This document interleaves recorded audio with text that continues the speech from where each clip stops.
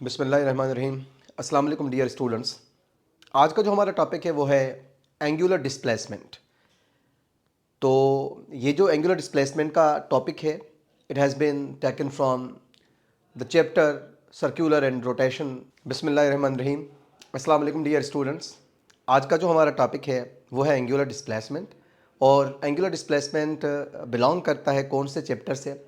This is rotational and circular motion. तो इस chapter का जो पहला टॉपिक है वो है एंगुलर डिस्प्लेसमेंट।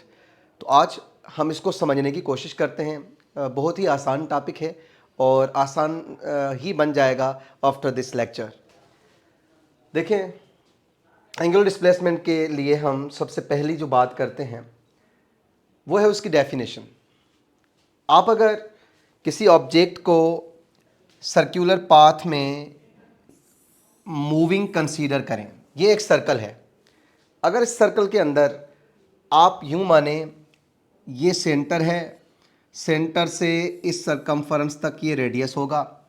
अगर कोई भी बॉडी पॉइंट P1 से मूव करती है पॉइंट P2 तक, ये P2 पॉइंट है। तो यहाँ पर अगर ऑब्जेक्ट P1 से P2 तक मूव करेगी तो सेंटर पर एक एंगल स्वीप होगी। यहाँ पर angle is swept eight the centre. जो थीटा एंगल सेंटर पर स्वीप होगी, जो एंगल कवर होगी, इसी एंगल का नाम है एंगुलर डिस्प्लेसमेंट। तो when ever a body moves from point 1 two point 2 along the circumference, then the angle swept at the center is called angular displacement. Likewise, आप अगर P1 से P2 तक के डिस्टेंस की बात करें, अगर इस डिस्टेंस की आप बात करते हैं P1 से P2 तक के डिस्टेंस की, तो इसको आप एस कहेंगे, एस यानी आर्क लेंथ। तो ये अगर सेंटर है, सेंटर से P1 तक ये रेडियस होगा, P1 से P2 तक ये आर्क लेंथ होगी। तो आप जब भी इस थीटा को डिटरमिन करना चाहेंगे, what you have to do, just you have to divide arc length with the radius of a circle. जैसे ही आप आर्क लेंथ को रेडियस से डिवाइड करते हैं तो आपको थीटा की वैल्यू मिल जाती है। तो इसका सिंपल जो एक्सप्रेशन होगा वो होगा theta is equal to S upon R. अभी देख लें what has been told in the definition. Angular displacement is the angle through which a body rotates about a fixed axis. अब यहाँ पर जो एंगल बॉडी ने कवर की है while moving in its own axis, तो इसी एंगल का ही नाम है एंगुलर डिस्प्लेसमेंट। इसके बाद आप अगर और यानी एक और डेफिनेशन की बात करें, the angle subtended at the centre of a circular path when a body moves from one point to N other.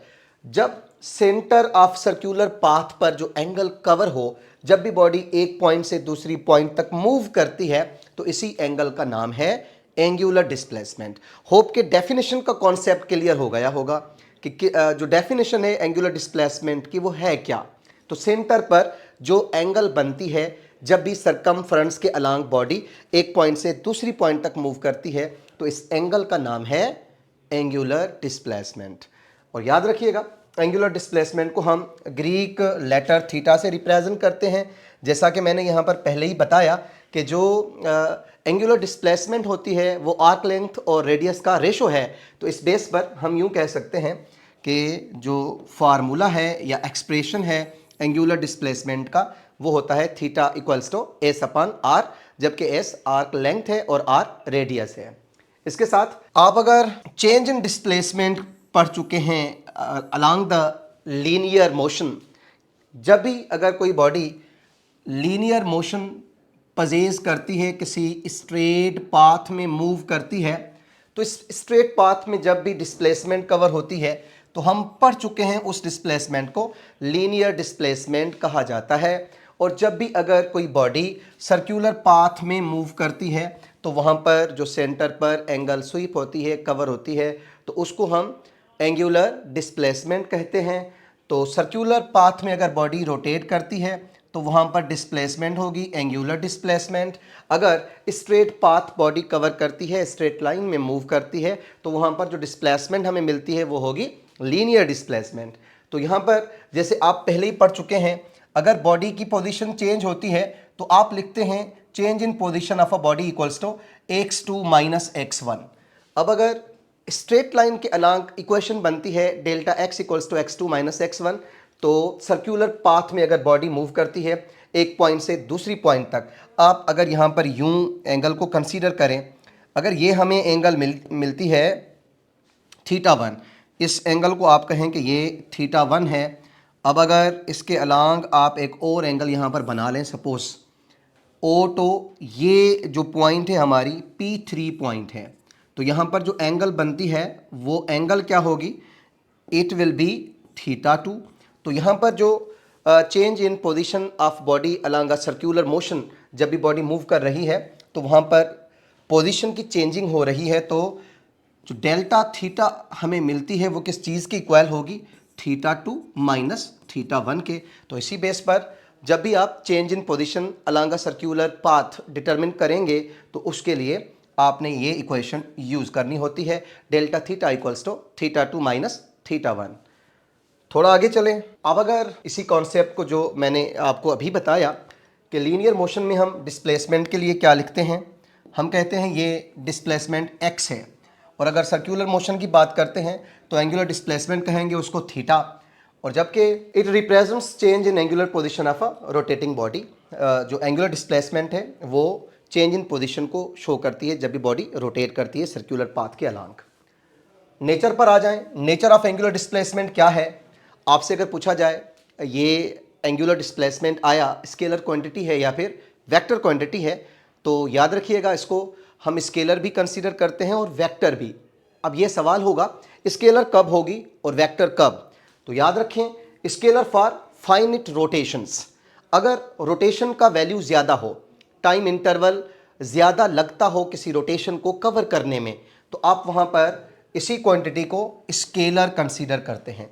तो फाइनिट रोटेशंस के लिए आप एंगुलर डिस्प्लेसमेंट को स्केलर कंसीडर करेंगे, क्योंकि वहाँ पर जो वेक्टर के लॉज हैं वो लागू नहीं होते। अगर वेक्टर लॉज लागू नहीं होंगे तो आप कहेंगे वो जो क्वांटिटी है वो स्केलर है। Similarly vector for small rotations, आप अगर स्मॉल रोटेशन की बात करें, सपोज किसी आर्क में कोई ऑब्जेक्ट मूव करती है, ये कोई आर्क है, इस आर्क के अलांग अगर ऑब्जेक्ट ने मूव किया है तो यहाँ पर आप इन्फिनिटसीमल टाइम पीरियड के लिए जो एंगल कंसीडर करेंगे वो एंगल हमें रिप्रेजेंट करेगी कि जो यहाँ पर आर्क लेंथ बनती है एस, उस आर्क लेंथ का एप्रोप्रिएट डायरेक्शन है। तो इस आर्क लेंथ का अगर एप्रोप्रिएट डायरेक्शन मिलता है तो इसी बेस पर आप कहेंगे जो हमें ये एंगल मिलती है ये एंगल भी बाय नेचर क्या होगी, वेक्टर क्वांटिटी होगी। तो एंगुलर डिस्प्लेसमेंट वेक्टर होती है किस केस में, जब ये आर्क लेंथ जो हो वो बहुत छोटी कवर होती हो और जो रोटेशन है वो रोटेशन बहुत कम हो, इनफिनिटसीमल रोटेशन हो। तो इस बेस पर आप थीटा को कंसीडर करते हैं vector. So vector for small rotations. इसके साथ अगर बात करें हम डायरेक्शन की, जो डायरेक्शन होती है एंगुलर डिस्प्लेसमेंट की, उसको जब भी आप डिटरमिन करते हैं तो आप राइट हैंड रूल को इस्तेमाल करते हैं along the axis of rotation of a body. तो जब भी बॉडी किसी सर्कुलर पाथ में मूव करेगी तो आप उसकी डायरेक्शन को फाइंड करेंगे राइट हैंड रूल के थ्रू। और राइट हैंड रूल में याद रखिएगा जो थंब है ये थंब रिप्रेजेंट करती है थीटा के वैल्यू को यानी एंगुलर डिस्प्लेसमेंट को, और जो कर्ल्ड फिंगर्स होती हैं, कर्ल्ड फिंगर्स रिप्रेजेंट करेंगी रोटेशन को। तो रोटेशन आप रिप्रेजेंट करेंगे कर्ल्ड फिंगर्स की हेल्प से, और जो एंगुलर डिस्प्लेसमेंट है उसको थंब से रिप्रेजेंट करेंगे। आप अगर इस राइट हैंड को कंसीडर करें, ये अगर राइट हैंड है तो thumb represents the angular displacement.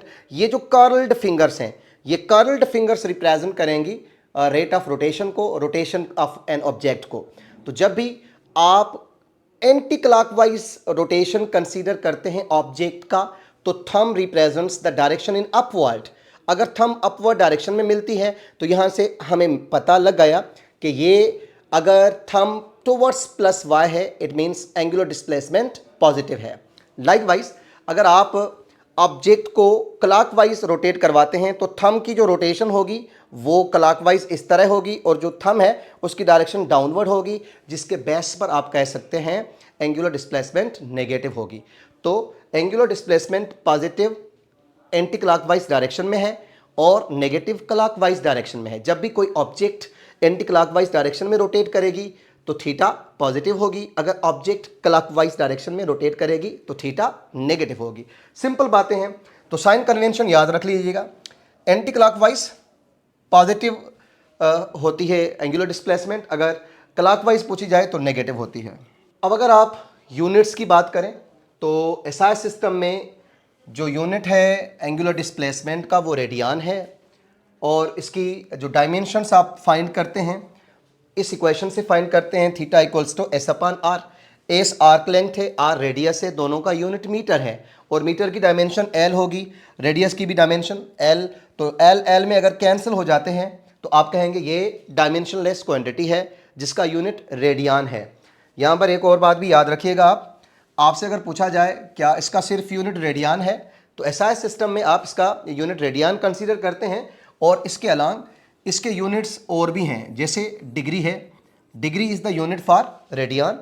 जैसे रेवोल्यूशन है, रेवोल्यूशन भी रेडियन यूनिट है एंगुलर डिस्प्लेसमेंट का। और इसके साथ अगर बात करें आप साइकिल की तो साइकिल भी एंगुलर डिस्प्लेसमेंट का ही यूनिट है।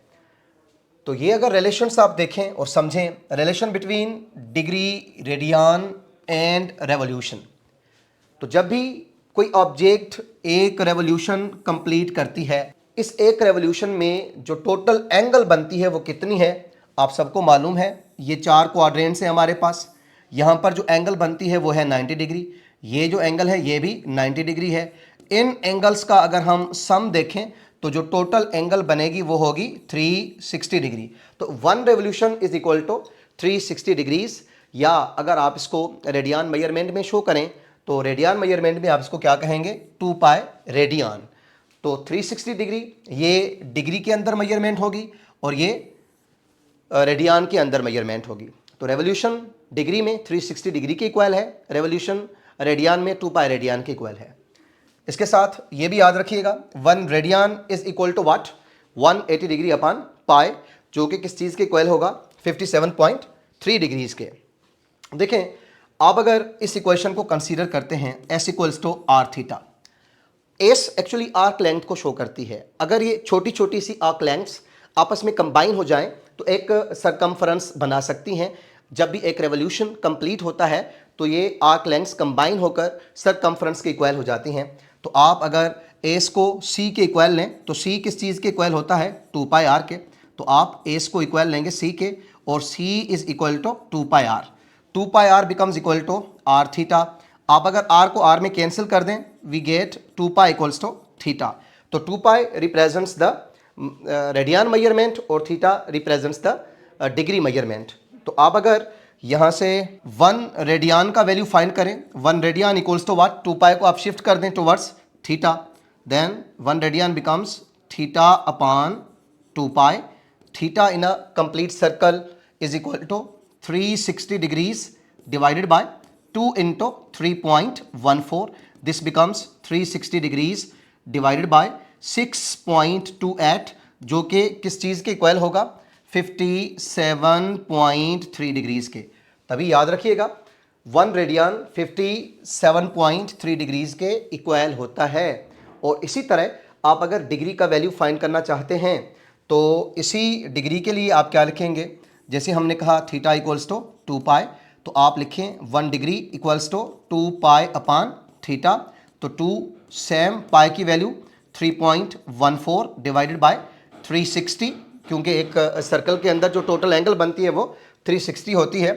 तो आप 6.28 को अगर डिवाइड करवा दें 360 से तो आंसर क्या मिलता है 0.01745 रेडियन। तो यहाँ से कॉन्सेप्ट क्लियर हुआ। 1 डिग्री में रेडियन कितने इनक्लोज्ड हैं, आप कहेंगे 0.01745 रेडियंस। तो यहाँ पर कॉन्सेप्ट आपका क्लियर हो गया कि डिग्री कितने रेडियंस के इक्वल है और रेडियन कितने डिग्रीज़ के इक्वल है। अब इसको मज़ीद क्लियर करने के लिए आपको मैं एक टेबल शो करता हूं और वहां पर डिफरेंट जो कैलकुलेशन आती हैं वो भी आपका कॉन्सेप्ट क्लियर हो जाएगा। कोई एमसीक्यू अगर आ जाता है कि रेडियन को डिग्री में कन्वर्ट करें, डिग्री को रेडियन में कन्वर्ट करें, रेवोल्यूशन को डिग्री में कन्वर्ट करें या रेवोल्यूशन को रेडियन में कन्वर्ट करें, तो इस कन्वर्जन को समझने के लिए इन टेबल्स को समझें। देखिए ये कन्वर्जन है डिग्री इंटू रेडियन या फिर रेडियन इंटू डिग्री। सबसे पहले 30 डिग्री है, अगर 30 डिग्री एंगल आपको दी जाती है और आपसे ये कहा जाता है कि आप इसको कन्वर्ट करें किस चीज़ में, रेडियन में, तो आप क्या करेंगे, ये जो डिग्री की वैल्यू है ना, इस डिग्री की जगह पर आप पाई अपान 180 लिख दें। अब जस्ट 30 को 180 से डिवाइड कर दें, ये अगर 0 0 में कैंसिल कर दें, 3 को 18 से डिवाइड कर दें, ये क्या बन जाएगा, पाई अपान 6 रेडियन। तो जब भी आपसे पूछा जाए 30 डिग्री में कितने रेडियन होते हैं, आप कहेंगे पाई अपान 6 रेडियंस। लाइकवाइज अगर 45 डिग्रीज है, आप डिग्री को खत्म करके उसकी जगह पर पाई अपान 180 प्लेस करेंगे। 45 इंटू पाई अपान 180, 45 को 180 से डिवाइड कर दे, आंसर बिकम्स पाई अपान 4 रेडियन। लाइकवाइज अगर आपको एंगल 60 डिग्री मिलती है तो 60 डिग्री में आप डिग्री को ख़त्म करके पाई अपान 180 लिख दें। 60 डिवाइडेड बाय 180, तो ये क्या बन जाएगा, पाई अपान 3 रेडियन। सिमिलरली 90 डिग्री अगर आपको एंगल मिलती है और इसको रेडियन में कन्वर्ट करना है, आप डिग्री की जगह पर पाई अपान 180 लिख दें। सो 90 into pi upon 180, 90 divide by 180, pi upon 2 radian. तो इसी तरीके से जो आपको डिग्री दी जाती है उसको आपने रेडियन में कन्वर्ट करना होता है। Conversion of radian into degree.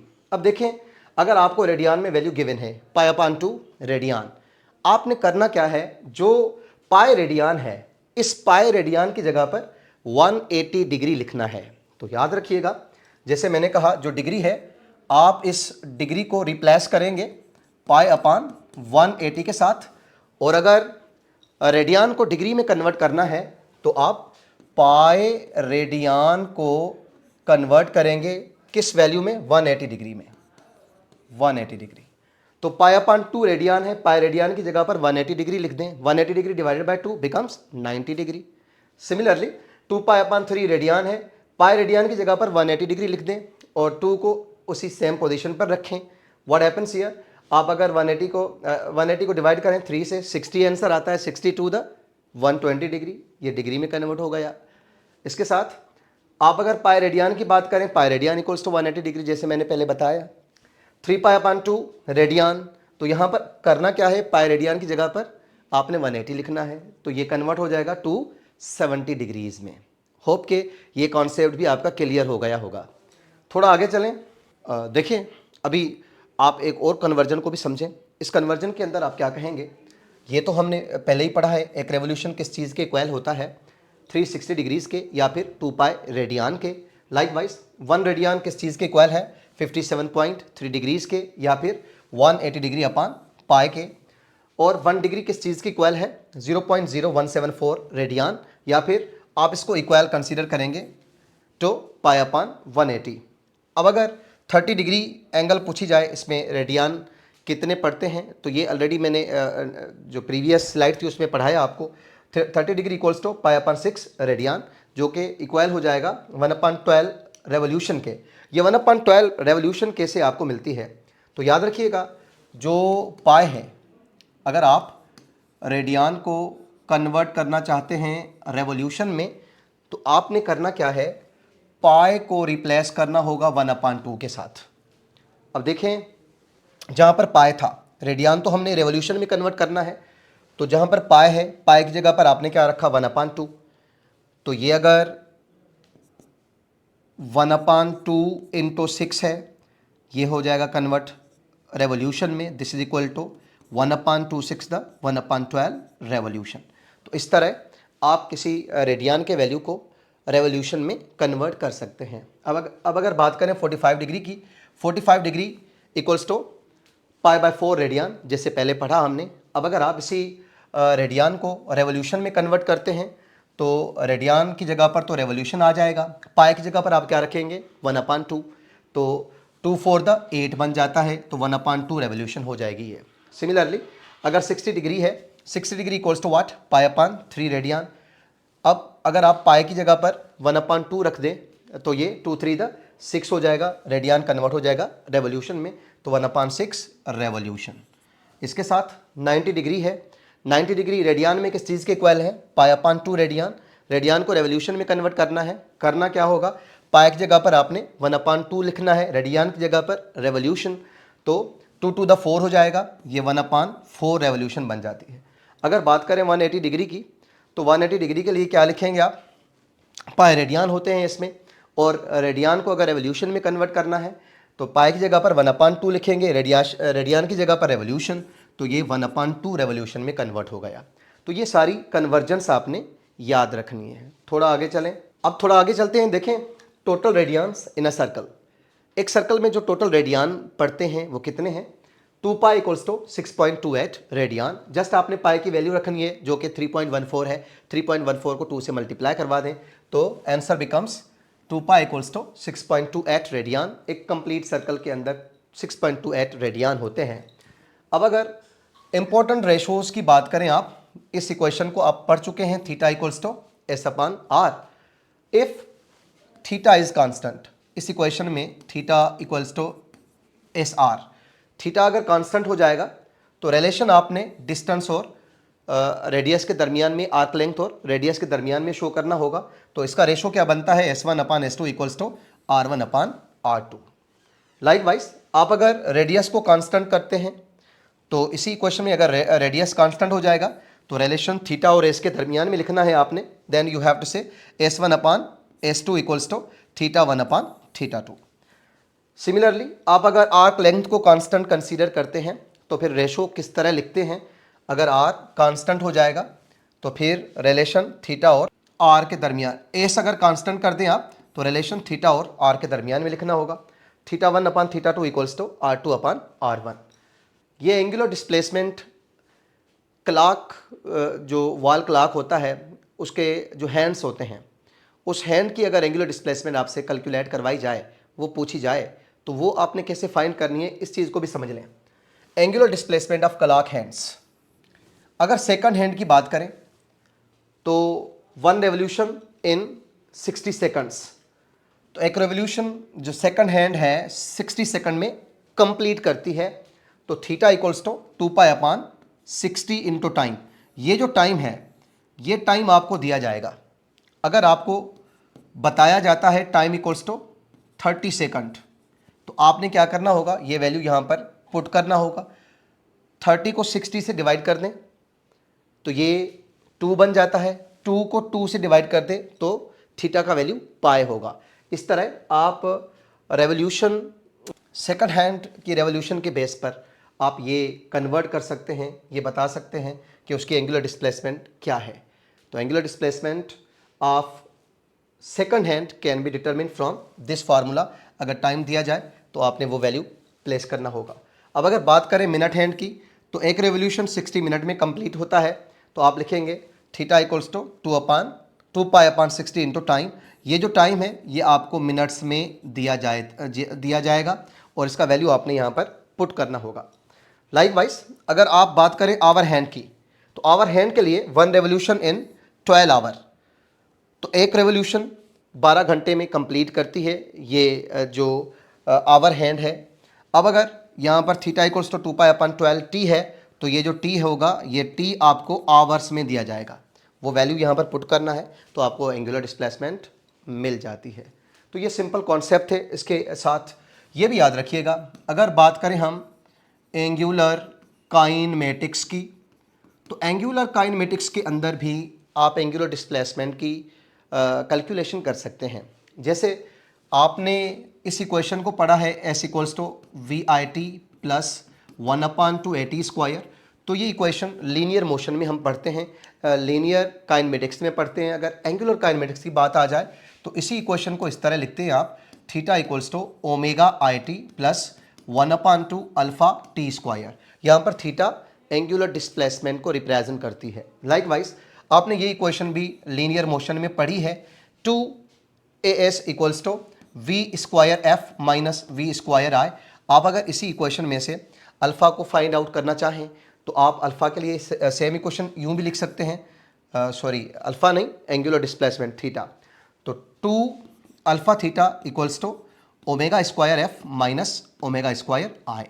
तो यहाँ से भी आप थीटा को फाइंड कर सकते हैं। तो ये हमारा सिंपल लेक्चर था आज एंगुलर डिस्प्लेसमेंट के ऊपर, जो कि मुकम्मल तौर पे एक आसान टॉपिक है। होप कि आपको ये समझ में आया होगा और आप सब ने इंजॉय भी किया होगा। बाकी जो हमारे रेगुलर क्लासेस इंशाल्लाह 9 मार्च से स्टार्ट होंगे, उसके अंदर आपको बहुत कुछ मिलेगा, बहुत ज़्यादा मटेरियल मिलेगा। एक और बात जो मैं यहाँ पर ऐड कर दूँ, ये जो डेमो क्लासेस हैं यही क्लासेस हम अगेन रिपीट करेंगे।